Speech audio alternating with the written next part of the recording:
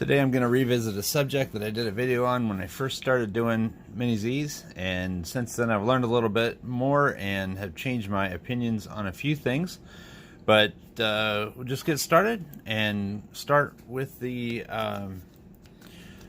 94. This is the rear mount engine, and it can go from a 94 millimeter wheelbase all the way down to 86. And in order to do that, this T-plate here connects the engine pod with the rest of the chassis.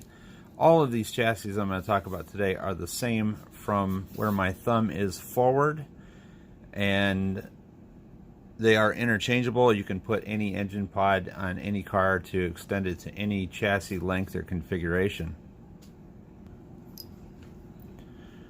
What you see here is the car is currently set up at the 94 millimeter position. There is a screw right here, or screw hole I should say, for 90 millimeter and another one for 86 millimeter.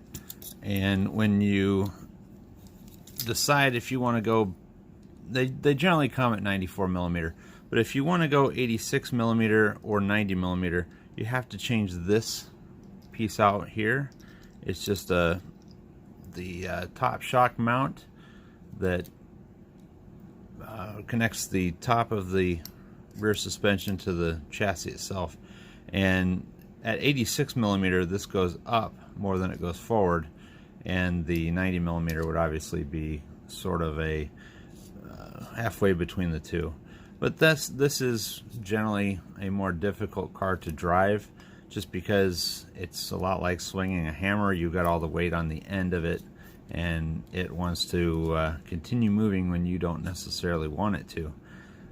This was my first car. It will teach you to drive exceptionally well because you have to drive it very smoothly. I've also noticed that if you're going to race at this wheelbase, it also helps if you have a tire truer, because every little thing on these cars matters a lot more. On the longer wheelbase cars, it doesn't matter as much if the wheels aren't perfectly round, but this car does behave fairly well even with stock tires once they've been trued. That is the 86, 90, and 94 millimeter option. They cannot go above 94, and the other ones cannot go below 93. So I'm sorry, 94 millimeter. These are the easiest to change motors. Basically, all you have to do is, I cut my fingernail so it's harder, pull this cap off the back and the engine comes right out.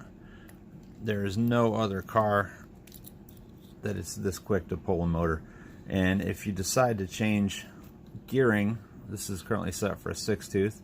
There's spacer plates. This one's a 1.5, and you have to move the engine all the way forward if you're going to use a 6-tooth pinion. It needs to move back farther away from the spur gear if you're going to go with a bigger gear, just because of the physical size of the gear unit. But these are by far the easiest to change gearing, swap motors. It's pull that cap off, replace whatever spacer plate, and then you can actually twist the chassis to gain access to the screws. So you don't really have to even take the car apart, and it takes minutes to swap engines and gears and anything you need. This is the beautiful part about the 94 millimeter. They're also pretty decent on short tracks. If you're going to race it, a 98 millimeter and longer is better, but these are a lot of fun. I don't know why, but I keep coming back to 94 millimeter. All right. The next one, most common, is Audi R8. It's a very fast race car. A lot of people think that this is the best racing body you can buy. This one has seen heavy abuse, and it's pretty ugly at this moment. I've had to kind of tape it together for a friend. Also completed the Kingpin Flip on this car for him. It works very smooth. But the thing we're going to talk about right now is the this is called the MM, or the mid motor, and you can see the difference here. The engine placement in the 94 millimeter right here, you can see the engine is behind the axle. With the mid mount, it's considered mid mount because the engine is midway between the front tires and back tires. This is a pretty good option. This is what most people race as far as the wheelbase. It's 98 millimeters currently. It can be extended out to, I believe, even 106 if you wanted to, just by moving this T-plate back. And there's also another T-plate that's 4 millimeters longer that you can slide back even more. But you'll notice that this motor mount is carried a little bit higher. It does sit basically flat, but it sits a little bit high up in the chassis itself, maybe 2 or 3 millimeters above the bottom of the chassis. It does have a flat bottom sealed area here that keeps dust and things out of the engine. And if we turn it around, you'll notice that it is sitting at just a slight angle. It's just very slightly pointed downward, and they did that just to have enough space between the back of the chassis and the front of the motor. And this works great at 98 millimeters. This is a car, like I said, that a lot of people think is the best racing body there is, and I will say it does race very well. 98 millimeters and 102 millimeter cars are both very fast, and I recommend either one. This one is almost as easy to swap a motor out. It just a little bit more tricky. You can pull this plate off, this top cover comes off, and the motor comes out. There are 2 spacer plates, one on either side of the motor. It's basically a motor mount that holds the motor in place. We're now spacing the gear forward for larger gears because the pinion gear is ahead of the spur gear, and when you go with the bigger diameter gear, you don't want it to bind up. But this is also a very quick, easy engine swap, gear swap. You just got a couple of plates to snap onto the sides of the engines. Also a very good option. That takes us to the next one, which is one of my favorites because it's cheap. This engine plate, this engine pod here is called a low mount. It is in a chassis forward configuration, meaning the motor is ahead of the engine, but it does carry it quite a bit lower in the engine pod. This one they actually had to cut a space out of the bottom because it sits as low as you could possibly get it without dragging on the track. One of the other nice things about it is it sits a bit farther forward than the mid-mount, just because they don't have the space concerns. With the extra 4 millimeters, you can really flatten it out. And I don't know if you can tell, but from that view, it does sit a bit lower in the chassis as well. The drawback of this particular engine mount is it can only be for the 102 and 108 millimeter chassis, and you get that once again by moving the plate back. And there's just not physical room to move it forward and still use this damper assembly. We'll get into the damper assembly. What that is it acts like a clamp that squeezes a bar so that when the chassis moves, it slides like this between 2 plates. It has a top plate right there. It's the circular plate here. There's a spring that pushes it down against a sort of horseshoe shaped, maybe V-shaped piece of plastic, and what it does is it provides friction for dampening. It's a crude shock similar to what they had on the old Ford Model Ts. There is also another plate underneath it. It's the same as the MM2 that I'll talk about in a little bit later, and we also did a video on the MM2 plate earlier.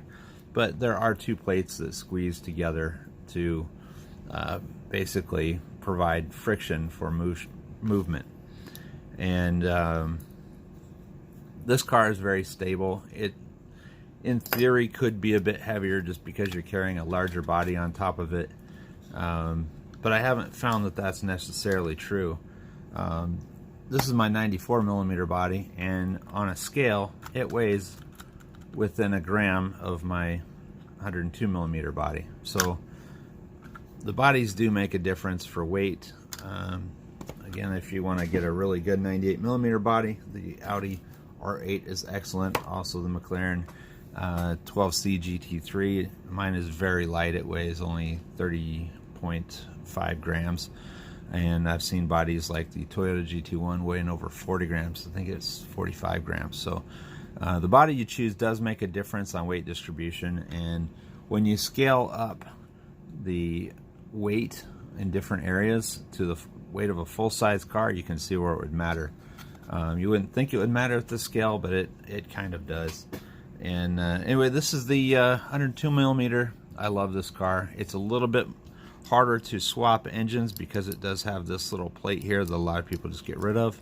I'm not sure what it's for, but it could be for heat dissipation. I don't know, but it tends to fall out. So when you if you do a motor swap, this is the hardest one of the 3 that I've talked about so far. You've got to hook the front hook first, then the back hook, and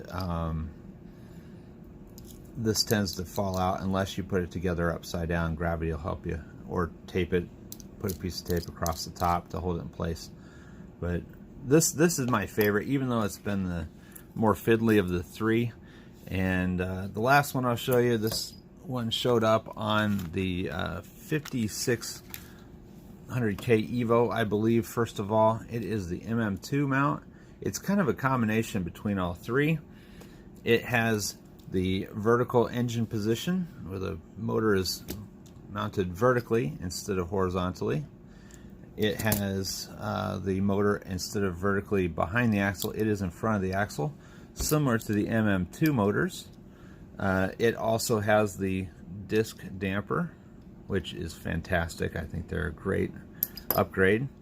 And the benefit of this car is it can go anywhere from 94mm to 98 or 102mm. It can't go to 106, and it can't go below 94 just because of the physical limitations. You run out of screw holes for extension, and we've already got, well, I guess you could go to 106. I've got the shorter plate. So no, I believe you could go to 106 if you use the LM or rear mount T-plate.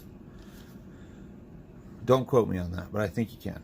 Also, I had to use a bit longer screw. If I put a washer in here to bump this up, I can get that down, but it's hitting right here. Later on after this video, I'm going to do that just to get this all into position better. But there's a separate video on the MM2 Mount. If you're running a PN motor, it works fine with a stock Kyosho motor, whether it's a X-Speed or a regular one. You do have to move some wires around for it, but that's all explained in the video. This is the difference between chassis, in case you were wondering. And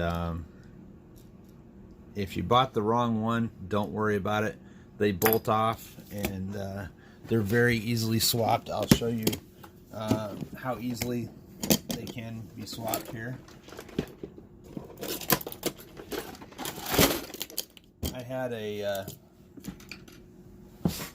I decided to go backwards with one of my MM2 cars, and this was an MM2. All these things are very easily swapped. All you'll have to do is unbolt the top mount for the shock, probably the shock mount as well, and the 2 screws on the bottom, and pull the wires, and you can change them out. This car I'm holding in my hand last Saturday was an MM2, and this is just the MM2 pieces taken apart. You can see that the diff damper just basically has 2 springs, holds everything in place. But this is the full replacement for if you want to go from MM2 back to anything else, or anything to MM2. They swap out. The low mount car is just as easy. Pop a few screws off, and you can take the whole thing off the car. It's very simple. All the axles will interchange. However, there is one thing you should note.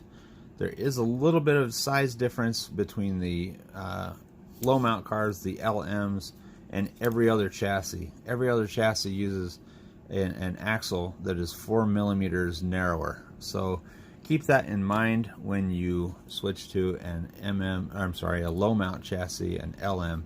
You will need an LM axle just because it's 4 millimeters longer.